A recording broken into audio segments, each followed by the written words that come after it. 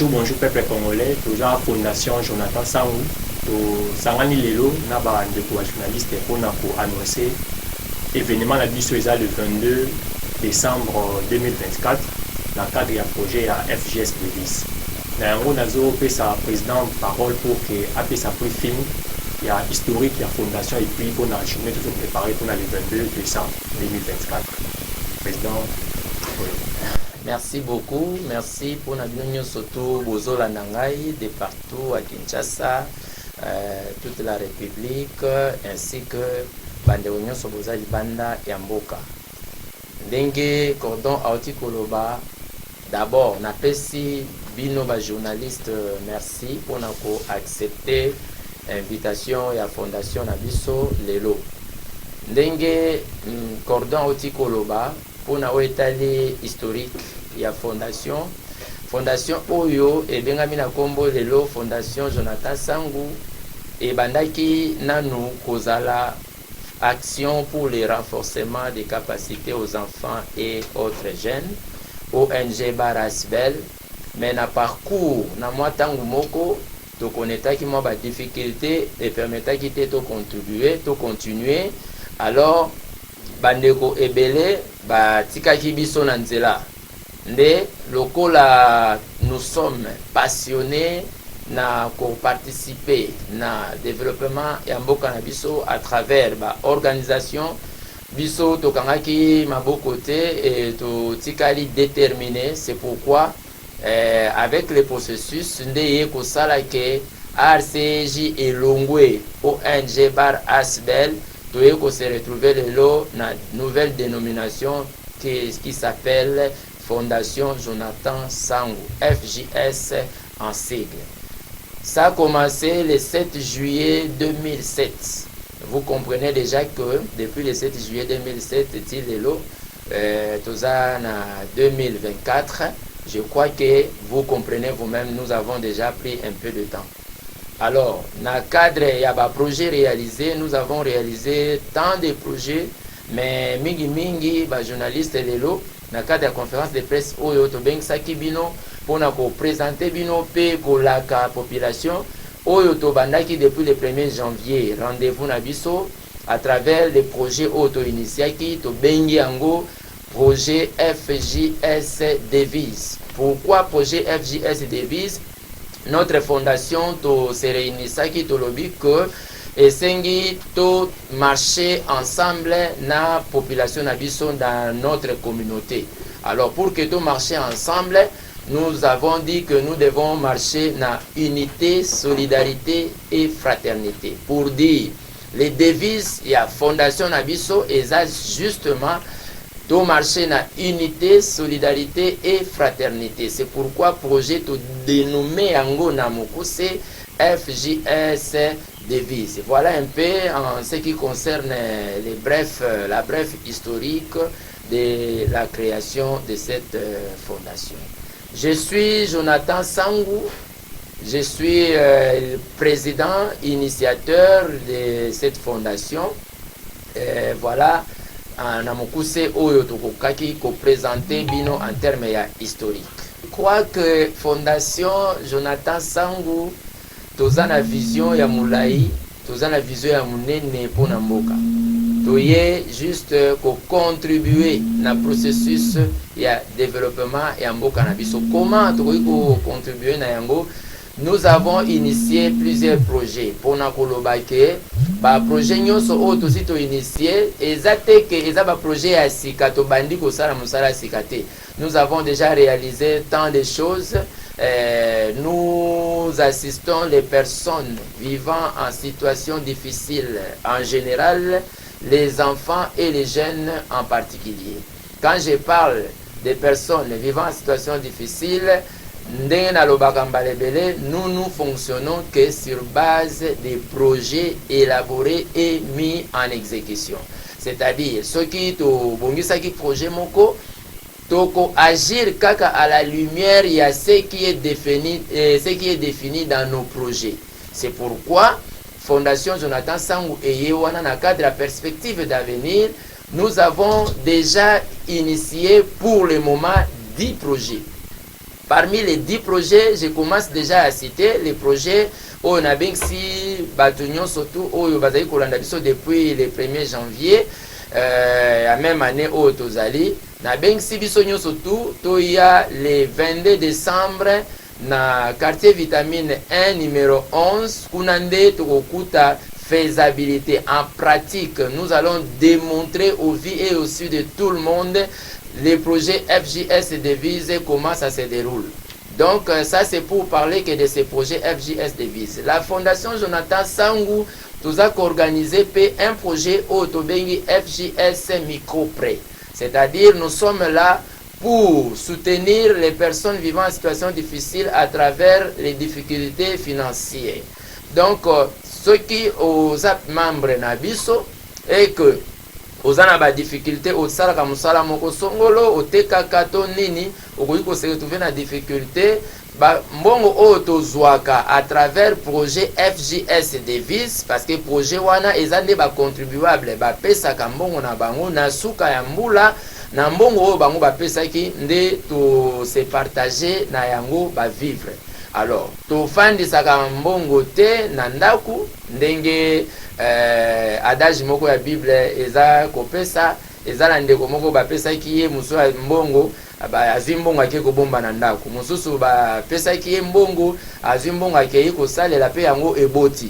La même chose la Fondation Jonathan Sangou ntango ezwaka bambongo ya bamama ya bapapa nyonso wana tofandisaka yango na ndako te tosalelaka yango pe na lolenge lokola ndeko mosusu akoki kose retrouver pe na mwa difficulté moko songolo toko soki aye kosolicite biso kaka na mbongo wana tokozwa topesi ye akei pe asaleli yango oyo ekobota lokola mwa bénéfice ye pa ye azongiseli fondation pour permettre que fondation a fonctionné. Ça ce n'est que pour le projet FJS Devise. Pour un projet FJS Micro-Prêt, yango déjà n'a expliqué bino, mais nous comptons lancer encore 8 autres projets. Na kati ya ba projet otoza ko lancer na mikolo oezoya, c'est-à-dire to représenter yango lisusu le 22. Toza na projet oyo biso to dénommé yango FJS Assistance Santé.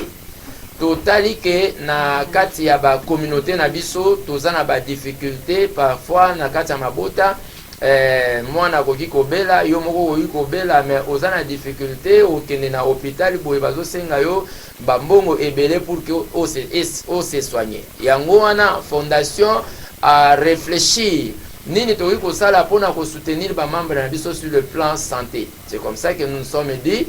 Une fois que vous devenez membre de ces projets, na kati ya Fondation Jonathan Sangou, votre assurance santé est assurée. Donc votre santé est assurée. Est assurée comment? Nous avons en collaboration à différents centres de santé. Okoyaka na fondation ba pesio jeton na yo okei na centre de santé ceux qui s'enregistrent qui individuellement OK kozwa soin ceux qui s'enregistrent qui en famille votre famille sera aussi pris en charge sur le plan de santé na centre de santé na biso. Ça c'est les projets FJS Assurance Santé. Tozana projet o tozo projeté kala mingi te na kati ya ba quartier na bino tokobanda yango awa na commune ya Matete. Bokomona ba moto gizi ekotambola pe koya na bandako nyonso tu pona kolongola ba salité tolingi komona communauté na biso na ba salité te. C'est comme ça que la Fondation Jonathan Sangou s'est organisée de manière à ce que avec le moyen de bord le peu que ba membre na biso baza ko cotiser ndenge na oti koloba wana nde to koki ko mona na atana moto gizi moko mibale to pe misatu. Donc ça, le projet assurance assainissement, c'est-à-dire nous allons soigner notre communauté, nous allons faire ce qu'il faut faire pour que d'ici à Tozali et Zalamalam. Tozali susu na projet na biso o tobengi SPSM. Ça s'appelle structure de promotion d'entraide sociale des membres. Une fois que aux membres na biso et que vous avez signé aussi aux la bénéficiaires ya projet wana nde eza kolandela Bisogno surtout n'a pas problèmes sociaux autres. Vous pouvez avoir les problèmes du mariage, vous pouvez avoir les problèmes de deuil. C'est là événement heureux comme malheureux. Une fois que vous êtes membre de la fondation Jonathan Sangou va vous assister afin que ce que vous avez connu comme problème, circonstances heureuses ou malheureuses, vous allez un peu soulager Nayango. Et nous avons encore na kati ya ba projet oyo fondation Azako Sala tozana projet FJS esthétique oyo communément babengi yango make-up. Wana pe tozalaka ba formation na bandeko oyo balingi bandeko abasi oyo balingaka koyekola musala ya kosala esthétique kobongisa bandeko. D'ailleurs déjà na pesi bino rendez-vous dimanche parce que dans nazolobela le 22 ezomona na net ezali mikolo ya musika. Dimanche kaka oyo lobby c'est dimanche que sera le 22. Bokomona tokosala extrait ya exposition ya ba formation na biso en l'occurrence la formation en esthétique make-up. Toza ko projeter un projet en faveur des jeunes. Parce que Fondation Jonathan Sangou n'a pas objectif nabiso, nous sommes là pour renforcer les capacités des enfants et des jeunes. Alors, dans le cadre de renforcement des capacités des jeunes, nous voulons que chaque jeune ou un membre de la Fondation Nabiso aille au moins à Tamusala Moko. C'est pourquoi nous pensons organiser la formation en auto-école. Ça sera presque gratuit. Na ndeko nyonso tu oyo akokoma membre tope oyo akolanda biso. Voilà un peu, nous avons autant de projets que nous voulons lancer, c'est pourquoi tosengi même na ba autorité à commune, tosengi na bourgmestre, comme vous avez déjà reçu notre invitation, nous osons croire que votre présence est au Salapé Fondation Jonathan Sangou bien. Peut tosengi na ba autorité mususu, mais c'est l'ambassadeur de la paix, vous avez reçu notre invitation. Pourquoi pas même ba autorité sur na niveau national. Nous avons besoin de bino pour que boya seulement les 22 bomona misala ya moko ya bino lokola congolais toza kobongisa pona ko contribuer na processus ya développement ya communauté na biso.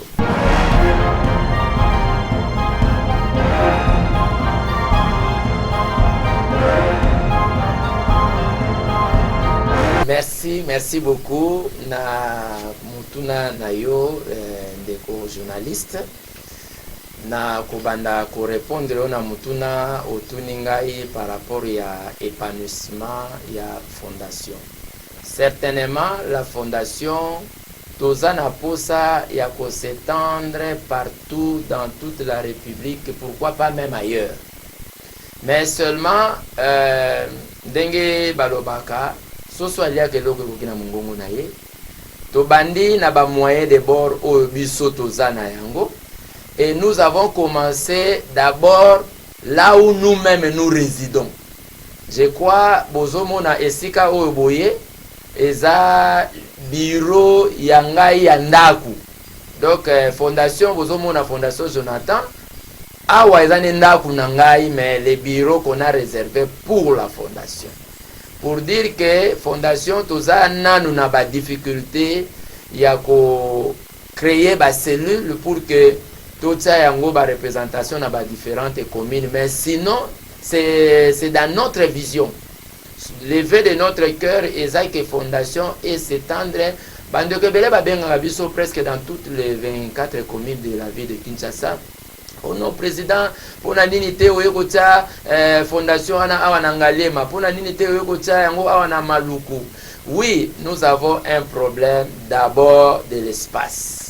Tous la difficulté à s'implanter physiquement pour que tout meka ko présenter au bino bogosala. Donc vision ezali à s'étendre, mais nous avons d'abord commencé ici parce que tous vivre à Wanamatete et nous avons préféré commencer ici. Je crois que le moment venu, ceux qui nous ont basé sur Ngolu, toko étendre yango, toko taba extension na biso na ba différentes communes. Pour la deuxième question, oyo tuni en ce qui concerne Bambongo oyo tozwaka, ce qui tozana source moko boye ou bien nous avons une vision ya kokoma microfinance. Non, Nous, nous sommes une ASBEL, association sans but lucratif. La législation congolaise et Zosenga Naba, organisation non gouvernementale et les associations sans but lucratif, mode de fonctionnement Nabiso, et ça se conformer à ce qui est écrit dans la législation. C'est-à-dire, nous ne sommes pas des commerçants. Tout ça, loin de nous l'idée de devenir même une banque. Jusque-là, nous n'avons aucune idée sur ça. Mais seulement, nous sommes organisés de manière à ce que, na projet FJS devise, tangu bandeko bazo pesa mbongo na bango, ndeko pesa ka 1000 francs na yesh, depuis le 1er janvier jusqu'au 31 décembre. Muto bandiko pesa mbongo, eza lokola azo bomba kaka mbongo na ye et pas na bino, mais au respect des objectifs que nous nous sommes assignés na ye.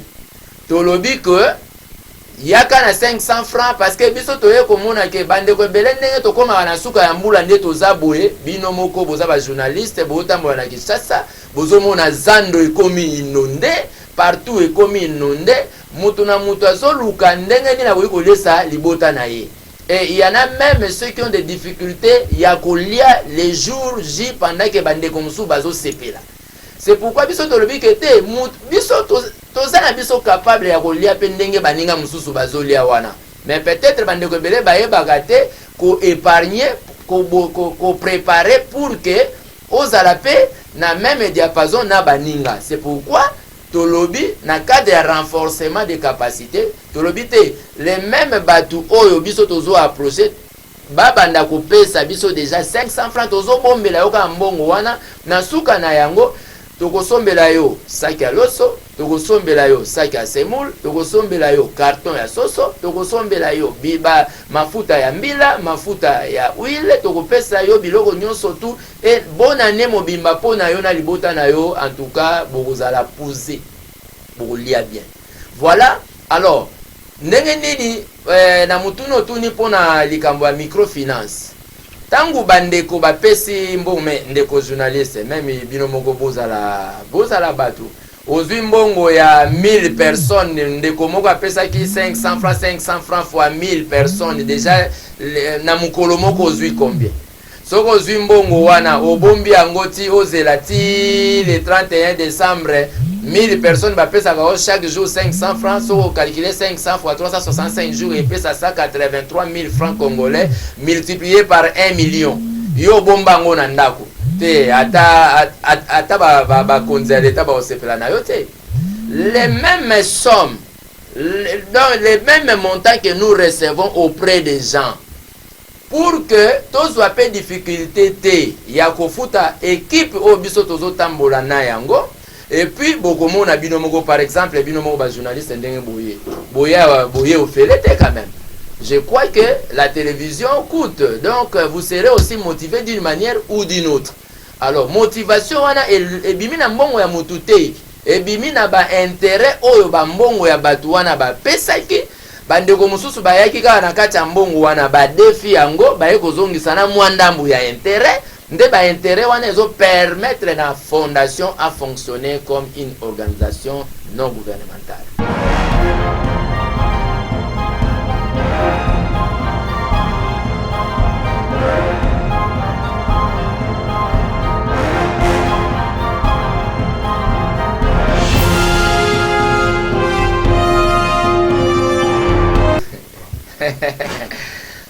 Merci beaucoup pour na mutuna wana ndeko journaliste otuninga soki tozo prétendre kozala député, ministre, président de la République ou quoi vraiment ou bien soki tozo penser kozala parti politique. D'abord, je vous dis que chaque chose a son début. Mais nous ne sommes pas un parti politique. Comme député ou comme ministre ou président de la République, bon,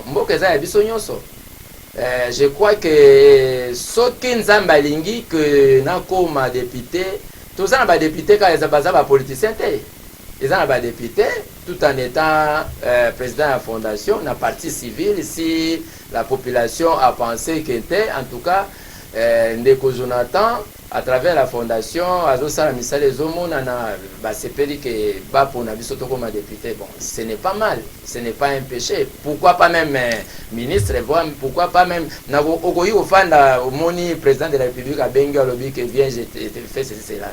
Ce n'est pas mal. Pourquoi pas même aussi président de la République. Mais nous n'avons pas cette vision pour le moment.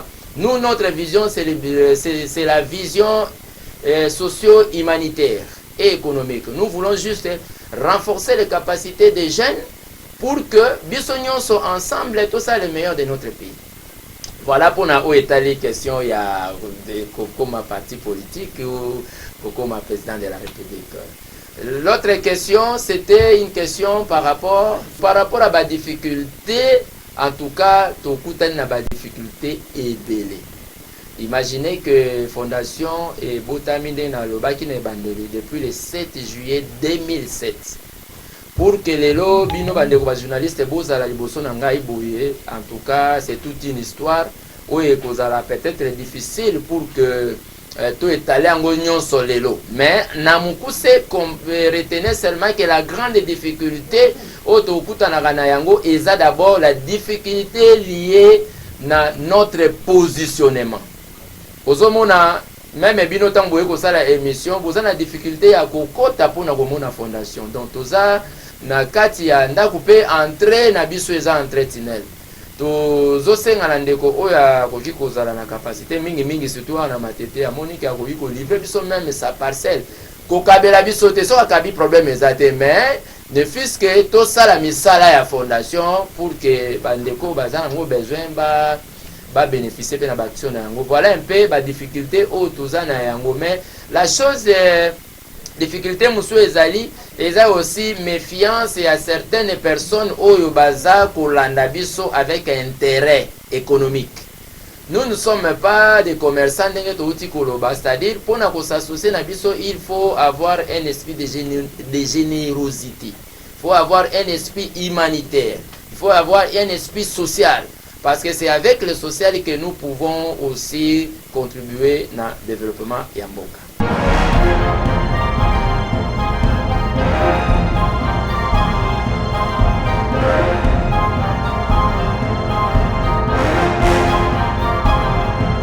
Merci beaucoup pour na mutuna wana otuni ndeko journaliste na mutuna etali makambo ya inflation monétaire. Certainement, quand nous avons commencé les projets FJS Devises, nous avons rappelé que ce n'est pas cette année qu'on a commencé. Les premiers bénéficiaires de ces projets, c'était en 2023. Donc, ça, c'est la deuxième édition pour l'exécution de ces projets.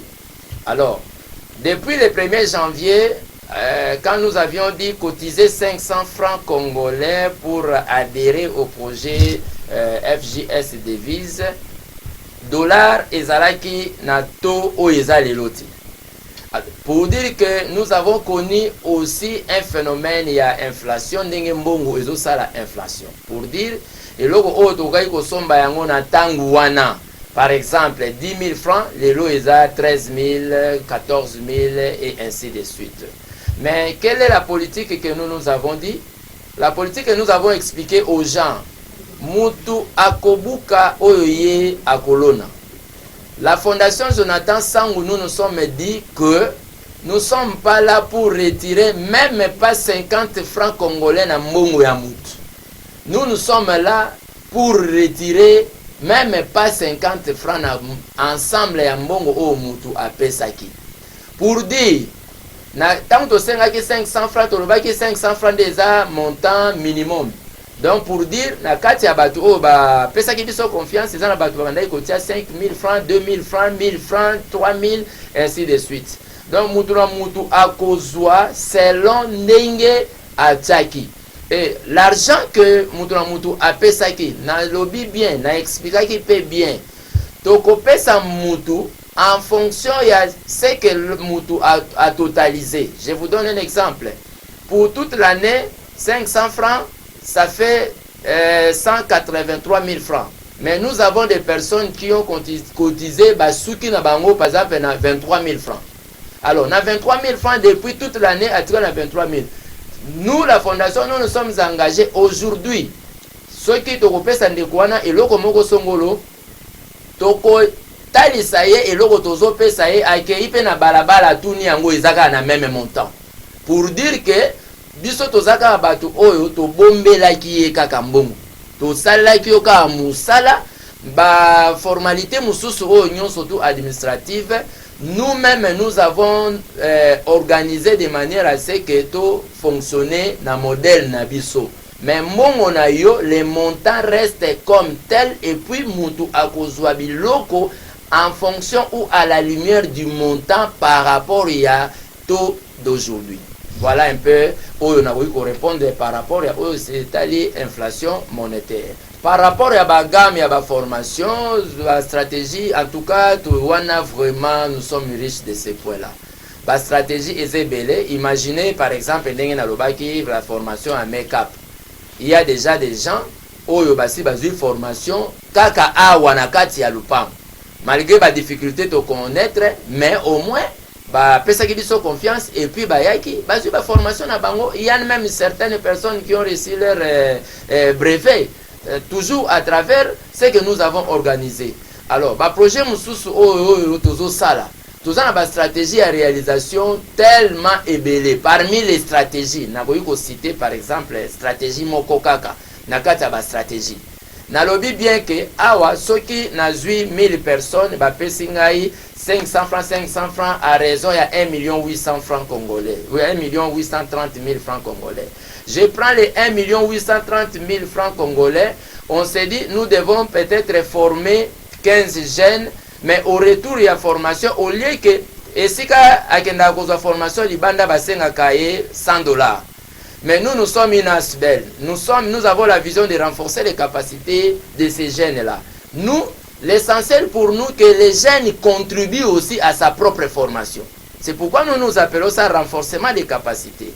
Nous utilisons que ce que Oyo Ye Azana Yango et Bisoto Baiki c'est lié. Nous utilisons aussi les capacités ou l'intelligence des gens. Comment? Okoyiko se présenter aux maçons. La fondation peut collaborer même avec les gouvernements, même avec les institutions Oyo Baza Kosala Ba Construction. Nous pouvons vous chercher le travail. Nous faisons un partenariat avec une structure ou bien avec une personne, tout le monde qui a ça la misala, dans notre fondation, tous en a maçon, tous en a naba carreleur, tous en a peintre, et une fois que le marché wana est tous en membre na biso to pesi bango ba ko sala musala. Pour nous, c'est une manière de renforcer les capacités des jeunes, mais aussi sur le plan économique, nous sommes en train aussi de contribuer d'une manière ou d'une autre. Non, ce n'est pas la sous-traitance, parce que la sous-traitance, c'est une entreprise commerciale. Nous le faisons sous les conditions socio-humanitaires. Voilà.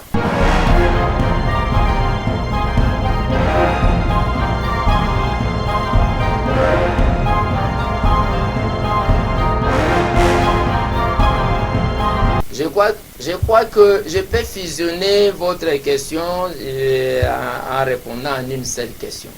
Ce que je demande à la population qui nous suit et à tous les partenaires en particulier, donnez-nous confiance. Donnez la confiance à la Fondation Jonathan Sango. Biso, to se démontrer seulement liboso nabino pour nakotali sabino de quoi Congolais il est aussi capable de transformer son entourage, son environnement, de contribuer même au processus de notre propre développement. Merci. Alors, pour Nabandeko, Oyo Bozana ba commune Mususu, Lemba, Ngaba, Limete, Ngalema, Maluku, partout là, Tchangu, Bisiganyo Sobozali. Nasengi bino pona sikoyo, bo fournir effort Yakoya Kaka na Fondation Jonathan Sango na direction générale provisoire Eza Toza Awa na quartier vitamine 1 numéro 30B bis commune ya Matete. S'occuper au lingo benga biso na téléphone, au ko benga biso na plus 243 97 82 76 398. Plus 243 97 82 76 398. Wanande ozui directement le président fondateur et la fondation Jonathan Sangou, mais à part ça, tous les numéros mususu affiché en bas de l'écran. Là, vous pouvez aussi recevoir un des membres de nos bureaux. Voilà, merci beaucoup.